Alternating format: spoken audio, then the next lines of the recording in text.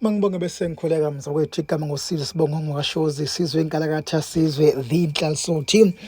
kusibeka ngqo iMK party kayengene eNC ngomhla ka5 kuMarch ku2024 lokhu kuzemva ukuthi ke ANC yakhalaza yathi ke imbala ke kayengene ophawu uthinte iMK party konke lokhu kungokwabo njengokhongolose abe ANC kade ke bebenesithanga msabezindaba bathi ke uma kungenzeka ANC yehlule okhethweni ka2024 konke lokho kuyobuzwa ezandleni zikamsholozi kanti ke ANC ithi ke iEC yenza iphutha ngoba ke ithatha umkhonto wesizwe njengeqembu ke lezepolitiki njengoba ke igama umkhonto wesizwe kuyigama ke lekubona njengeANC kanti ke lapha ke umthetho noma ke inkantolo uzozwa ke ukuphawula ke noma ke inhlangothi zombili ke thinta iANC kanye nomkhonto wesizwe ngomhla ka5 kuMarch eDurban High Court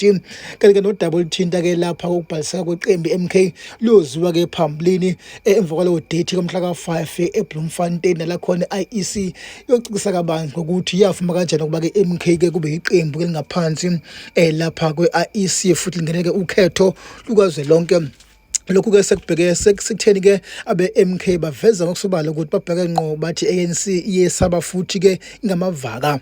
Usizwe sibongo ngwashozi sizwe inkalakatha sizwe the cheers bye.